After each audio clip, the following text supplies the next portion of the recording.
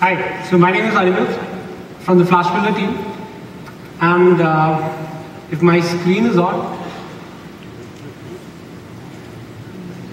is the screen on? Oh, cool. Okay, so I have a Flex project here. It's a medium-sized application. I'll just launch it quickly for you. It's an Air RSS reader. I need to make visual changes to this, and I don't want to verify the running application each time, because the edit, compile, debug cycle can be very annoying. Now, let me show you a new way to do this. Let me switch over to the brand new live view in Flash Builder. Give it a second.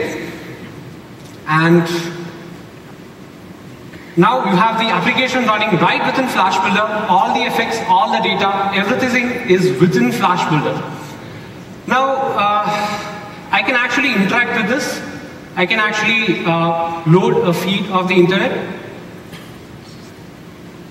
I can just make sure that works. Okay, the net didn't work. But yeah, the article's here. So I'll make the changes I wanted to make.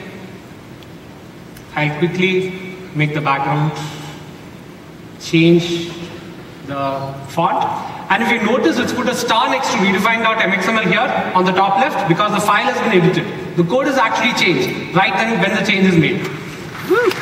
Now, thank you. So on one hand, you need to interact with the application. On the other, you need to make changes to it, right? So we have a live mode here, indicated by the green button. Now I'll switch over to edit mode. Now I can actually select visual components on the screen. I can actually select any Flex component and make changes to it. Let me just quickly change the label. I'll change it to redefine. Tab out. And the label again is instantly updated, and that was sitting in another MXML file called header.mxml. That's also been changed. Now for something slightly more exciting. Let me select an item renderer.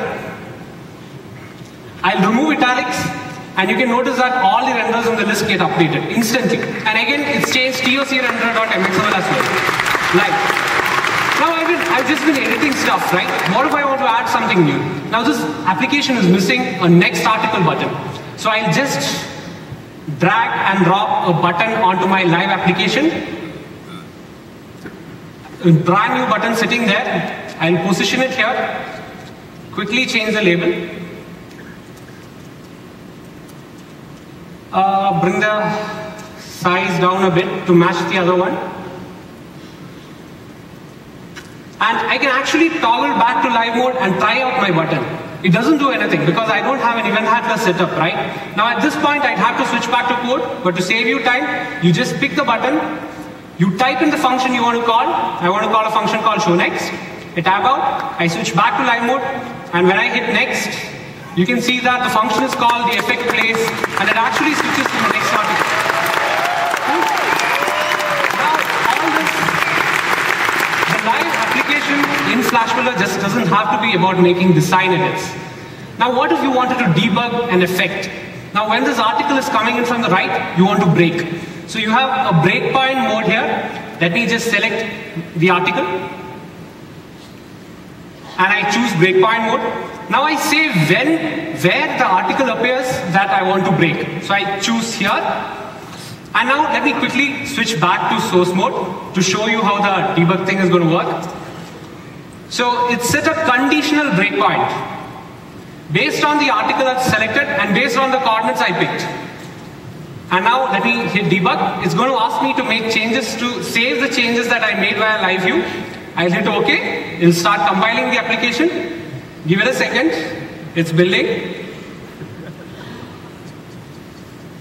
And the application should be up.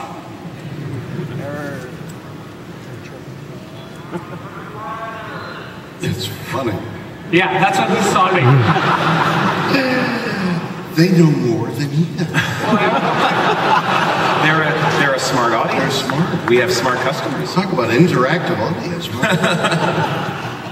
Yeah, just let it compile again. I think I pressed the key by mistake. So when it launches, yes, now it's launching finally.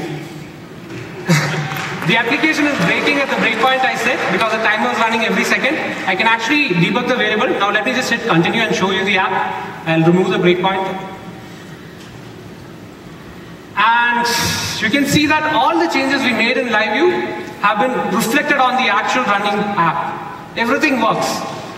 The colors change, the new button is sitting there, the new button was using constraints, so it's resized even though the app has become bigger, the effect that we hooked up in LiveView is playing, and all that you only had to compile just before launching the app finally to show you guys.